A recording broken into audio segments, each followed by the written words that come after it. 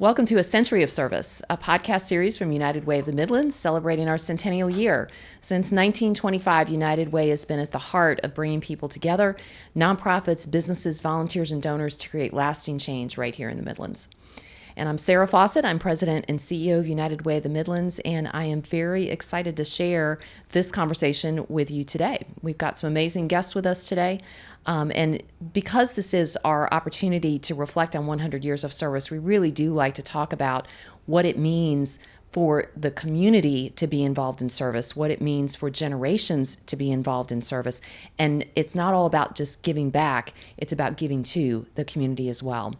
And so in today's conversation, we're going to be diving into the stories and values that have passed down through a particular family here in our community, the role of the private sector in community service, and the connection between civic engagement and economic development. So it is my pleasure to welcome today John Folsom and Andy Folsom. And they share a last name. They are father and son. Johnny is Chairman Emeritus of Colliers, South Carolina. He previously served there as President and CEO for more than 30 years. His son, Andy, is President of Companion Life, which is a subsidiary of Blue Cross Blue Shield of South Carolina. Both of them are proud graduates of Washington and Lee University. They are both lifelong Columbians and have a deep commitment to community leadership and public service. So in addition to his leadership at Colliers, Johnny has held numerous civic and business leadership roles across this area and across the state. He has served as the chair of the Midlands Business Leadership Group. He's been on the boards of Hammond School, Shandon United Methodist Church, Greater Columbia Chamber of Commerce, the South Carolina Chamber of Commerce, and many, many more. Johnny was a founding board member of Transitions and really led the business community in helping to address homelessness in our city. For all those reasons and more, Johnny was named our Humanitarian of the Year in 2013. Andy Folsom, as I mentioned, has continued this legacy of service. You're a Hammond graduate, W&L also. You're a graduate of the University of South Carolina School of Law. You were a corporate attorney in Atlanta before coming back to Columbia to join Blue Cross Blue Shield of South Carolina. You, too, have served on many boards. Some of them we've served on together. You've served on the Sisters of Charity Foundation of South Carolina, the Riverbanks Zoo Society, many others. You are a founder and board member of Salute from the Shore, as are you, Johnny, and you currently serve on the boards of Transitions and the Central Carolina Community Foundation, which you and I both proudly serve on that board. What's interesting to me is that there's a lot of service that they have done both together, but that they've done the same service at different times. So Johnny and Andy have both been board chairs of United Way of the Midlands. They have both been president of the Columbia chapter of the Washington and Lee alumni. They both have served as president of the Columbia alumni chapter of Washington and Lee. They have both been members of the Washington and Lee National Alumni Board of Directors. They have both been University Associates Chairs, which is the town and gown group within the university. And Johnny's father, John R. Folsom, also served as president there, so making it a 3-generation legacy of service. So there's a lot in your family that goes deep. I know that you have the same relationships that a lot of folks do as well, in terms of coaching baseball and taking grandkids on trips and all those kinds of wonderful things. But it's so interesting to me that it's also family service. So I'm really interested, and Johnny, I think we'll start with you. Your dad was on the board of directors of what was then United Community Services. We were able to find the annual reports where he is showing as a member of the board of trustees of this organization. You both have been board chairs and campaign chairs. Johnny, as you were coming up in life, what was it like? What were the messages that you got? Was it just expected? Was there certain, I don't know, what was it? What were the messages you were getting growing up about service? Well, was it expected? Yes. When I became an employee of the bank, there were expectations, but I was more motivated by having watched my dad and others participate in community service, and and give back of their time and their energy and their resources. But was it expected? Sure. But one thing I learned early on that my dad taught me is that get involved, but become involved in organizations that have a mission that you support. Yeah. Don't just sign up to put a check mark by what you're doing. Be sure that you are engaged in the mission as well. And I think that probably is one of the best lessons that Dad taught me. Well, you've been involved in a variety of missions. So how have you chosen what to be involved in? And I think you've said no a time or two, but... Well, you have to say no every now and then, but the reality is, the truth is that sometimes opportunity finds you. Yeah. And then it is appropriate to understand and evaluate the organization and what they're trying to accomplish, and to determine if you have alignment. And if you have alignment, it's so much easier to go to board meetings, to participate, to raise money, and to spend your time if you're really committed to the mission. I cannot imagine how challenging it would be to be involved in an organization where you really weren't committed. And so I've tried to use that as the bellwether for making decisions about where to participate. And I credit Dad with helping me understand that. Yeah. And Andy, how about you? I don't know if it was, back to the first question, whether it was expected. I didn't feel like it was expected necessarily. I just felt like it was something that I had seen modeled by my grandfather and certainly by my father in the community. And it was more of just, that's what you do. Like you mentioned, lifelong Columbian, proud of our community, proud of our state, and wanted to make it a better place, and was fortunate to come back to Columbia 16, 17 years ago, and being at Blue Cross and Blue Shield, where service is almost the expectation, and at the very least is something that is allowed and appreciated. So the combination of the family example that was set, plus being at a place like Blue Cross, I think was a combination for me that got me into service and got me. The United Way was one of the first places I started volunteering. Yeah. So I've always thought that there's a big tie between community service and between community service and economic development. That communities that have a strong ethic around ethics/expectation around leaders in the community serving have stronger overall economic development. That it creates the environment for people, for companies to engage, and for their employees to engage in the community. You both come from organizations that have a very strong sense of service. So do you see a tie between how we develop as a community and how we serve the community? I would totally agree with you. I think it goes back to what I was mentioning from the standpoint of wanting what's good for the community. And if it's good for the community, then it's likely going to be good from a business standpoint, not just social services and health of the people, but good for the economic development. So I would, we're in a United Way podcast here, so I'll plug United Way a little bit. I would guess that if you go around the country and find healthy United Ways, you find growing and prospering communities from an economic development standpoint as well. That is true, yes. Yeah, and to add on to that, I'm absolutely confident that businesses and companies which make a decision to locate in various communities take into account the quality of life in the community.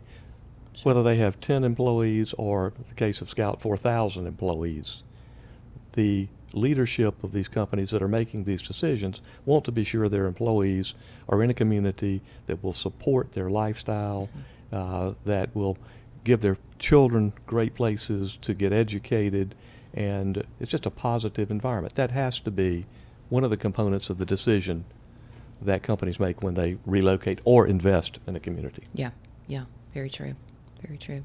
And then, Sarah, then they become productive corporate citizens of our community when they come here or they expand here. And you know that all also well through the United Way.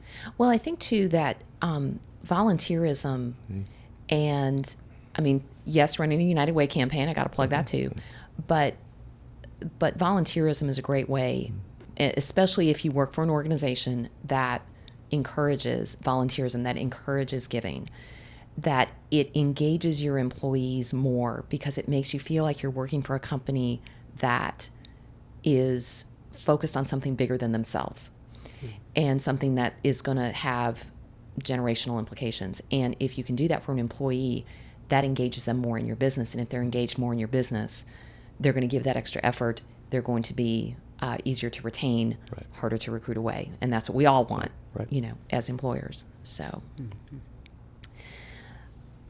Johnny, you served as campaign chair.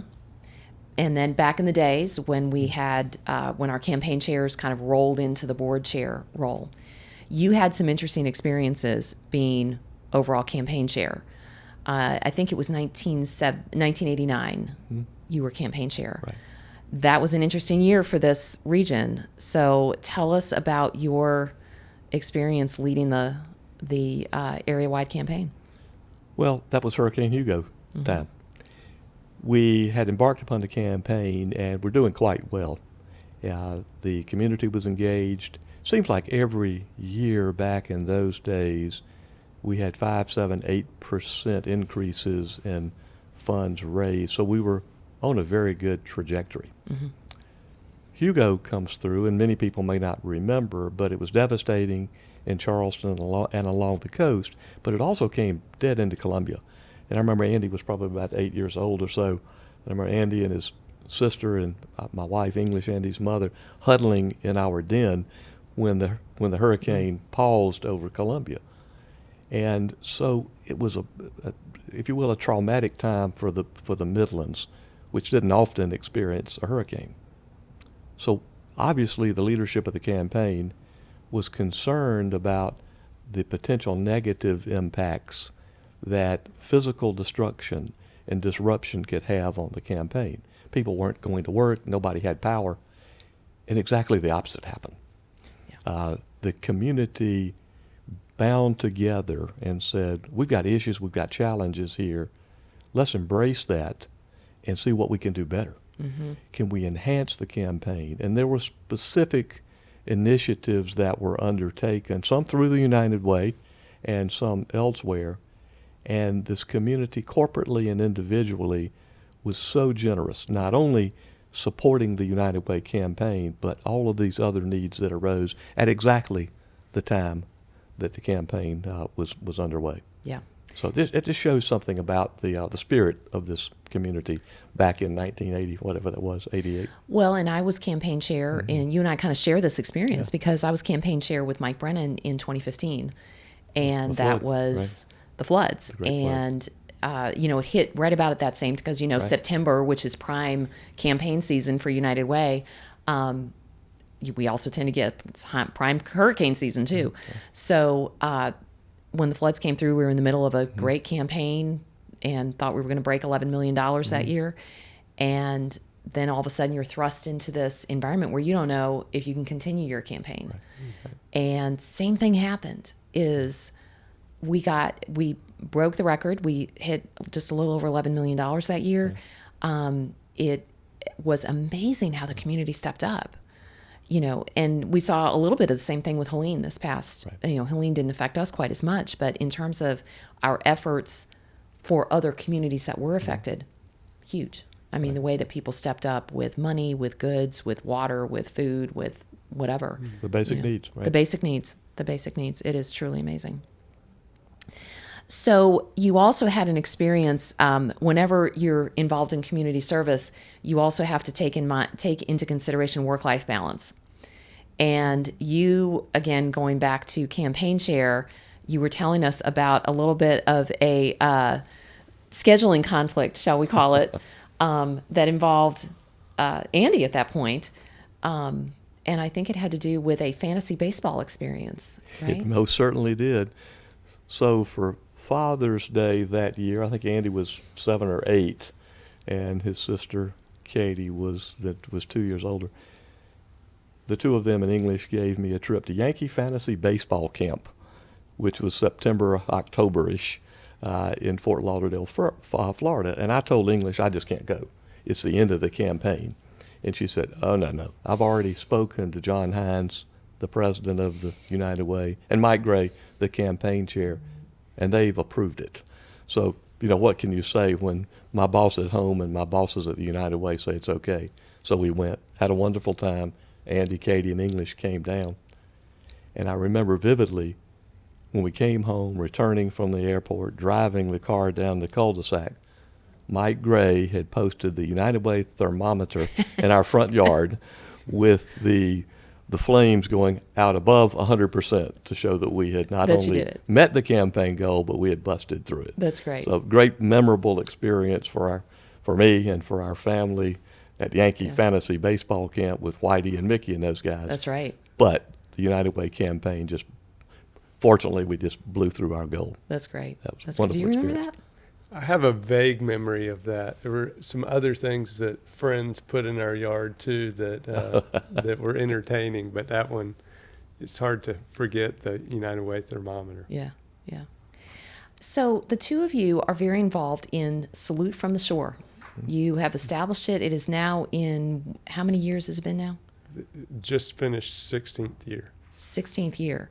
So tell us about, again, another way that you're serving and recognizing others that do serve, which I think is really the purpose of it. Tell us how it started, how it came about, and from your point of view, why do you do it? So we've been doing it for 16 years. The idea was probably 20 years ago. Johnny and one of our good friends, Toddy Smith, were sitting on the beach at Litchfield Beach, where we are fortunate to spend July 4th every year, and realizing that there were a lot of men and women overseas in Iraq and Afghanistan that were over there protecting our freedoms, and we were able, as a result, to sit on the beach and enjoy ourselves on the 4th of July. And it was a combination of wanting to thank them and also wanting a really cool show for people on the beach. And so Johnny and Toddy had the idea of a flyover down the South Carolina coast. It took a few years. It took a lot of different connections and different people. And we're finally able to launch it literally 16 years ago.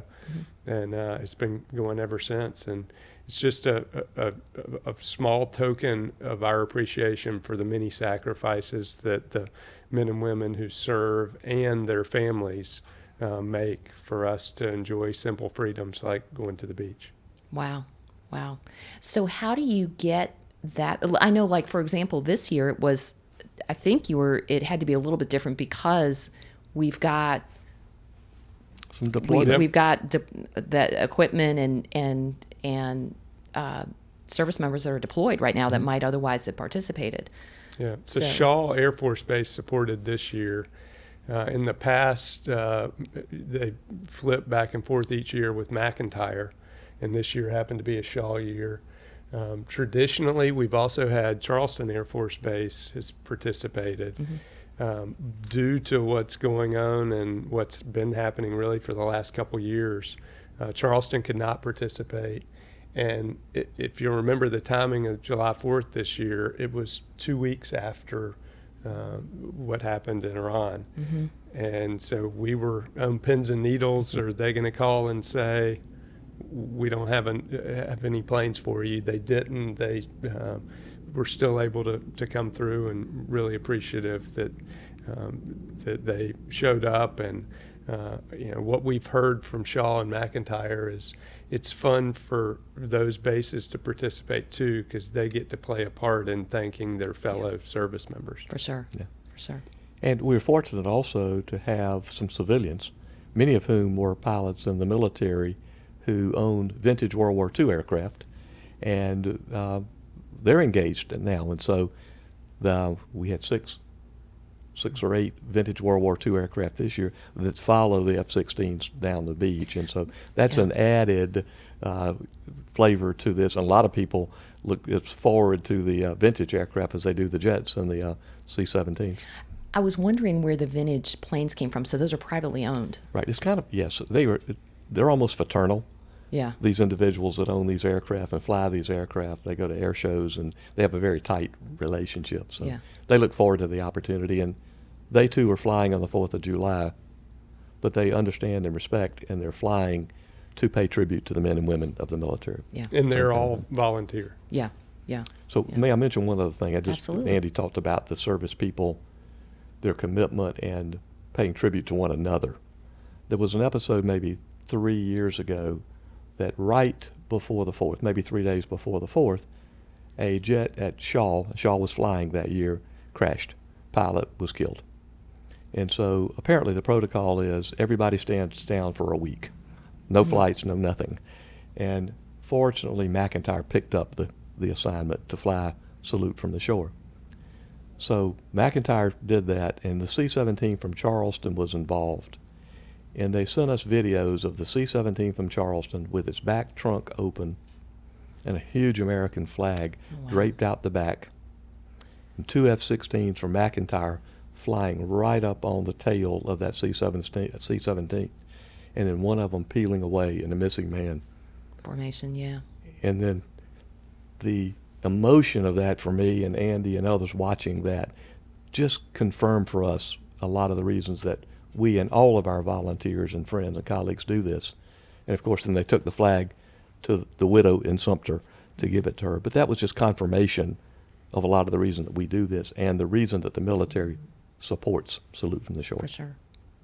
Well, and I think that when you take that and put it into community service as a whole, I think that you just hit on something, Johnny, and that's that you have to have a why about why you spend your time and your money and helping to raise money from other people to do these things, you know.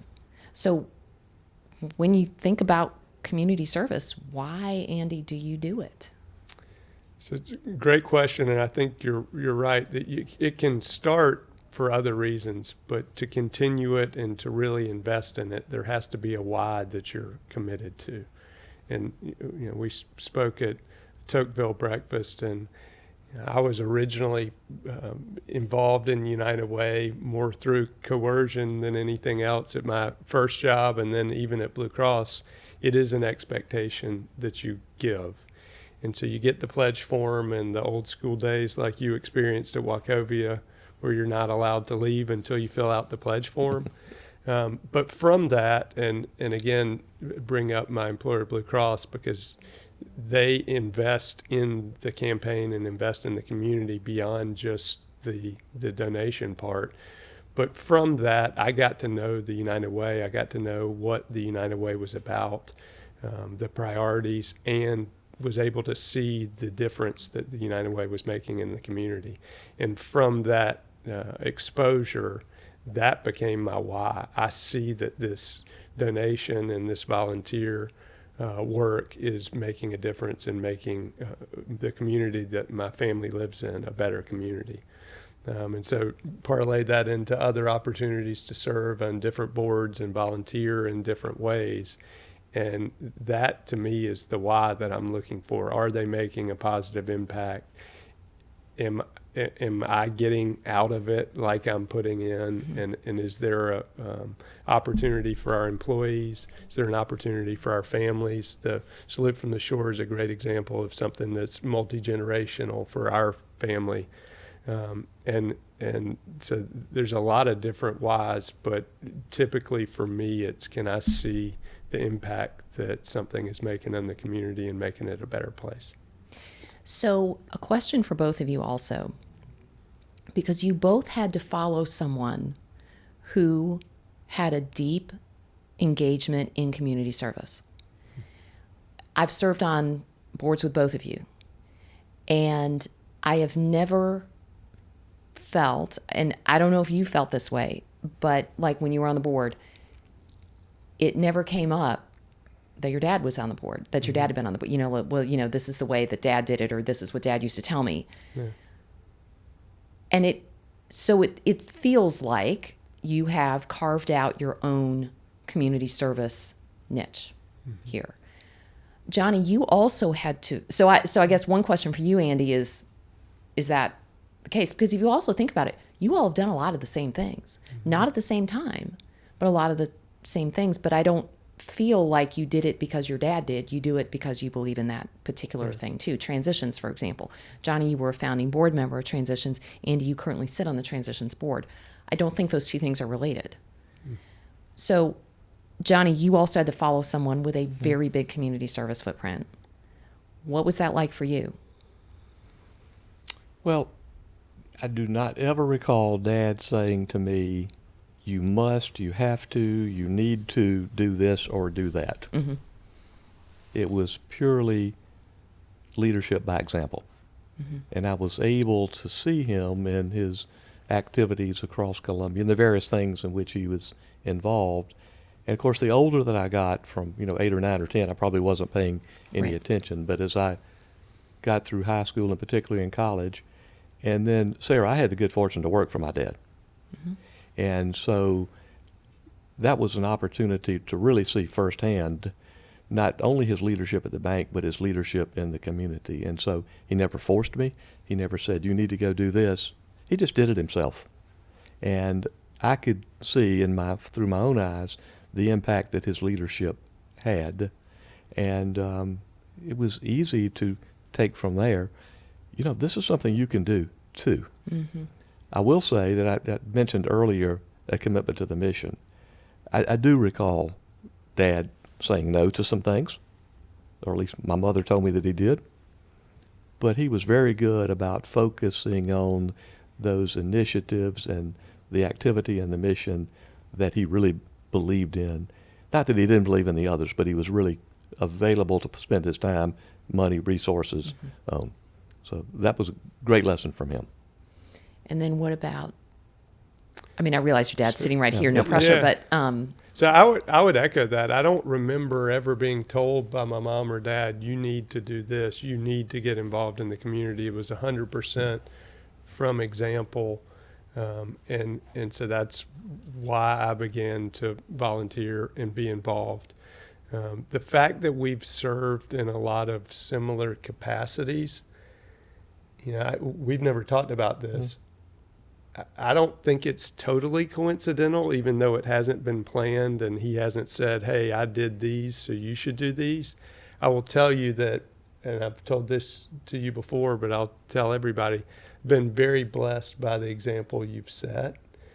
The amount of times I hear folks in the community, oh, you're Johnny and English's son, or Folsom, and sometimes even grandfather, that they remember.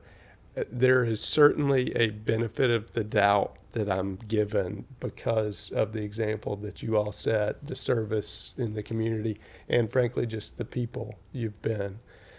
So I think I've had opportunities to serve, and in some cases, maybe at a younger age than I otherwise would have. And so I think that could be a reason we've served in similar capacities, even though it hasn't been planned or specifically discussed. Just an awareness of who I am because of the example that was set by my dad and grandfather. And by the way, this is the youngest ever board chair that United Way has had in Johnny Folsom, and the second youngest board chair that United Way has had in Andy Folsom. So, but just a couple. That's the only thing I could ever beat him in, because he's a better athlete and he's smarter. He does everything better than his dad. So, but you got him beat there. Yeah, I got him beat there. Got him beat there. If you are, I know. Before we move to that, they can edit this, fortunately. Johnny, talk a little bit about Transitions. You really helped to rally the business community at that time, which was 12 or 13 years ago now, I think. Longer than that, 15 really. maybe? I think I would go back maybe 16 or so 17 when the concept emerged. So tell us a little bit about how that came about. What were some of the how did you bring the business community in alignment with the idea as well? Do I have to be honest? You're only talking to a couple thousand people. It's entirely up to you. The reason I asked that is there really were two motivations behind addressing the homeless issue. Number one is the health and human resources idea and the concept that is extraordinarily valid. You have people in need, and the vast majority of those who are homeless want to be helped, I understand, from the professionals. But with regard to the business in downtown Columbia, frankly, there were homeless that were hanging out at entrances to our major office buildings, and they were panhandling and all. And there were a lot of people, including me, who recognized that that was a problem for businesses in the central business district and maybe beyond. You referenced economic development earlier. It was a problem potentially associated with that when decision makers come to town. So I want to be entirely honest with you. That was part of my motivation a big part of my motivation when I was asked by Mayor Coble to serve on a committee to address homeless service needs. There were others who have really, really big hearts that were looking at it from a different perspective. Mm-hmm. Mayor Coble appointed a committee a year and a half, maybe let's say 2 years before the transition was ever formed, and our task was to go find a location in the Midlands where a homeless service center could be created. And the definition of homeless service center was a little cloudy maybe at the time, but we knew what we wanted to do. We worked for 11 months, followed the prescription of the mayor, Bob Coble was very much behind this. Found a location and presented it to City Council, and it was not approved. And it wasn't. We just need to understand that. And so that was a very frustrating factor. But a couple of us who were on the executive committee of the Midlands Business Leadership Group were sitting in a meeting, and our dear Kathy Novinger, who you know very well, was leading us, as Kathy could always do. And we were talking about it one morning. It wasn't an agenda item. We were just talking about it. And I recall Kathy saying, well, this is exactly what the Midlands Business Leadership was chartered for, is to take issues and opportunities in the community that others haven't tried to resolve or can't resolve and figure it out. Mm-hmm. And so Bill Boyd, James Bennett, Mac Bennett, I'm missing somebody, I don't know if we missed the meeting or not, but we were appointed to look into this. And then we went to Mac Bennett, and United Way got heavily involved. And we went to service providers. We studied how these homeless service centers were funded. We got aligned with Knight Ritter Foundation. Knight companies used to own the state newspaper. Yep. That all worked out. And I will remember vividly, Sarah, I was sitting at my desk. We'd been to Miami to make a pitch to Knight Ritter. We asked them for $2 million. We had figured out we needed 12 or so. And I was sitting at my desk, and Mac called me and said, well, we heard from Knight Ritter, and they're not going to give us $2 million. And he said it they're not going to give us $2 million. They asked if we would accept $5 million instead.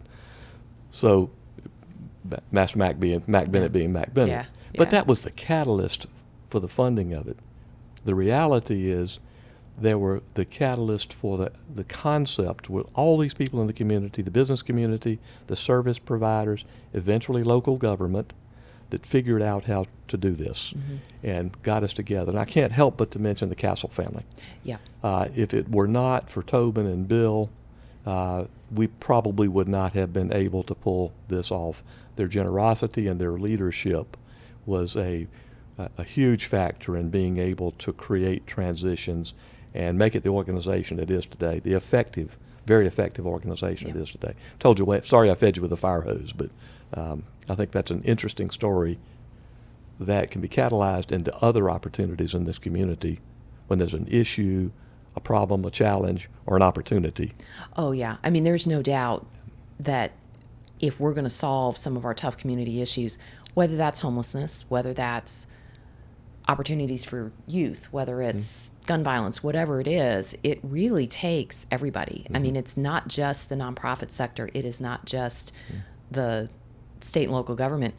I mean, it takes the business community it takes all of us working together. So, Andy, when you are thinking about where you want to serve, what is it that you're looking for?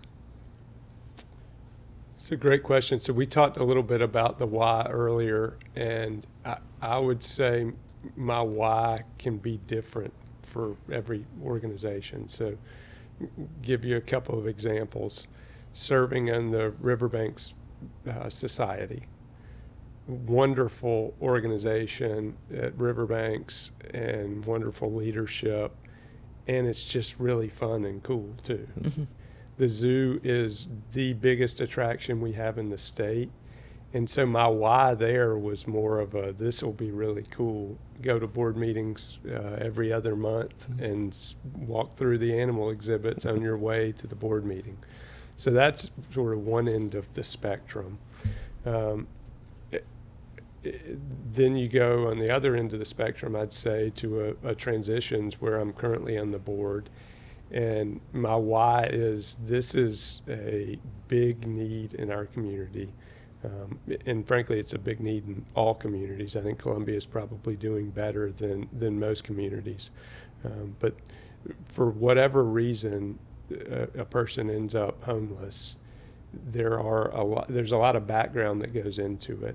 And the services that are provided at transitions, the way that a lot of different organizations come into transitions to try to help that population, just appealed to me as a place that good was being done, people were being helped, the community was being strengthened in a way that I could be involved in that change, and that was appealing to me. Mm-hmm. United Way is sort of I put it in the middle of not hands-on. We're doing as much work, even though there's obviously some direct services at the United Way, but I saw the United Way as a overarching organization that some leadership from an employer like mine at Blue Cross, plus some hands-on work, getting your hands dirty a little bit, would be a wonderful way to serve. So I would say my why and how I choose is very situational. Mm-hmm. I can't paint a broad brush. It just has to, you know it when I see it. Yeah, yeah. So what message, I've got two last questions. One is, what message do you have for the nonprofit community from where you stand? You can talk about it from general business. You can talk about it from, your viewpoints as board members and community leaders, whatever standpoint. What message do you have for nonprofits, for us in the nonprofit community? So when you're asking the question about the message for the nonprofits, I think you could also say, what message do you have for the leadership of the nonprofits? Yes. Because they're the what ones advice that do you have for us? Yeah. to make the decisions. I would have two. I do have two. One is clarity of message about what you're attempting to accomplish. Oftentimes you see organizations that are raising money or seeking leadership, and I don't know exactly what they are trying to do. So clarity of message about what you're attempting to accomplish, what is your mission, I think is very, very important in order to be able to achieve what you want from a volunteerism or fundraising perspective. Mm-hmm. And the next is be dogmatic, be tenacious. Don't give up. There's so many examples in this community, transitions maybe is one, about whether it was an opportunity or a need, where there are organizations that are fulfilling those needs. And if you're timid about it, leadership of these organizations, it just won't materialize. Mm-hmm. So be focused, be dogmatic, be tenacious, and sell your story. Yeah.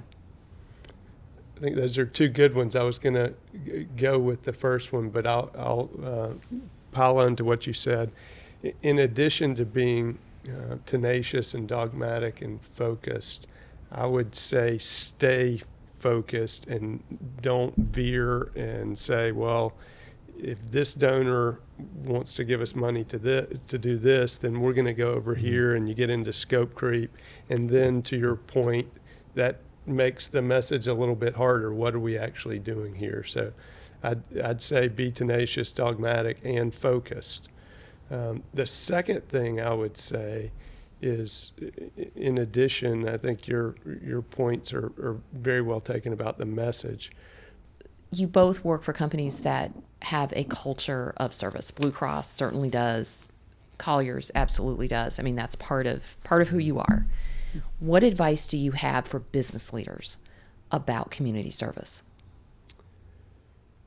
So, like you said, super fortunate that my employer, Blue Cross, is supportive of community work, and really, I'd say the leader in the Midlands, frankly. A little bit biased, but that's my opinion. But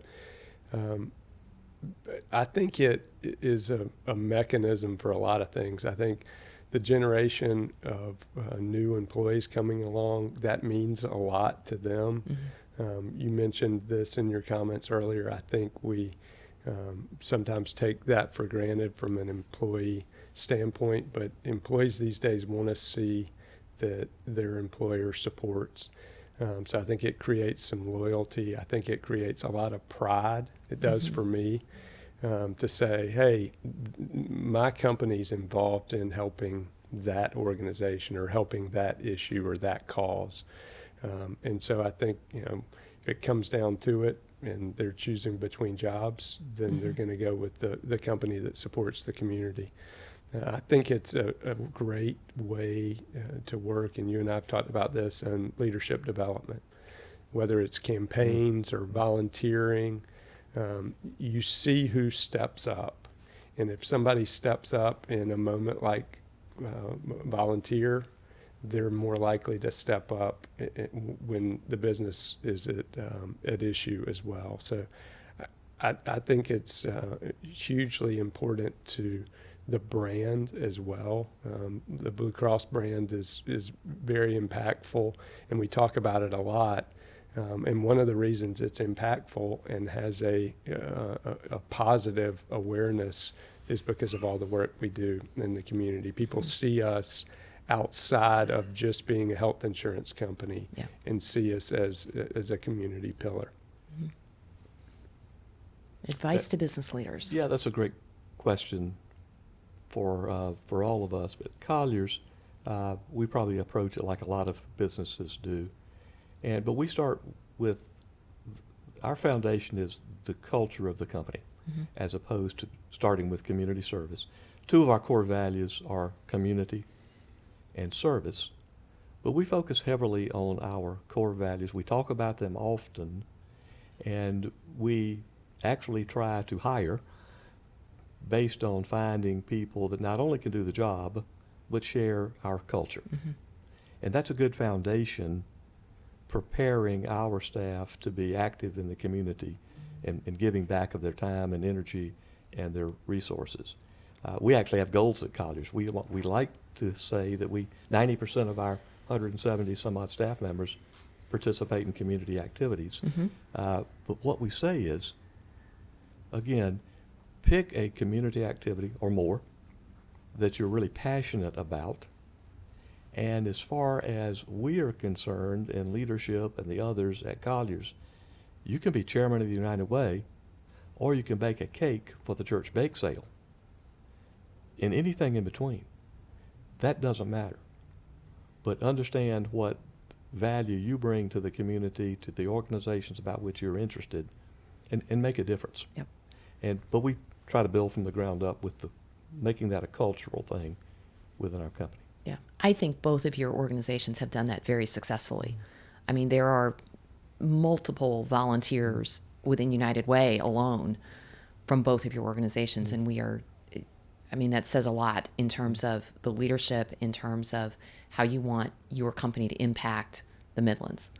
Well, thank you for saying that. I know that the leadership of Andy's company, Blue Cross, forever and ever, and certainly the current leadership, is very encouraging to their staff, and I believe that we are, yeah. at Colliers too. Our combined staffs probably, I know, feel very comfortable. and want to do this. Yeah. It needs to be a want to do it, not a have to do it. Yeah. Yeah. We talked about that in the last podcast with the Bryants about shifting from community service as an expectation to community service as a desire. Right. And if you can cross that border, then you've got somebody who is going to invest themselves into the community. So, No doubt. well, I want to say to both of you, thank you so much for your support of United Way over the generations. I mean, we as I mentioned earlier, we found the annual reports from the late 60s that have your dad in there. So this relationship between United Way and the Folsom family goes back almost 60 years. And that is quite a legacy. And I am so personally grateful, and we're grateful as a community for your service, for the way that you lead, and for the impact that you will have for generations to come. So thank you very much. Thank you. Thank you, Sara. And thank you very much for joining us as well. Great. Thank you. Thank you. All right, thank you. Good. And thank you for your leadership for Joey and the rest of your team. We are fortunate to have him. The last thing I'd say as advice to nonprofits and the folks that work with me at Companion Life hear me talk about data all the time. And whether it's fundraising or the community work you do, you need to be able to tell the story of clarity, but you also need to be able to tell them, if you invest in me, here is where that dollar goes and here's the outcome that comes from it. Let somebody, whether it's a donor or a volunteer, see you through the process, or you see them through the process. If you get involved, whether financially or otherwise, here is the impact you can have. And I think if you can show people that, then you'll get a lot of support. So thank you for joining us for another episode of A Century of Service. Please like, comment, and share on your favorite social media platforms and wherever you listen to podcasts. Thanks very much.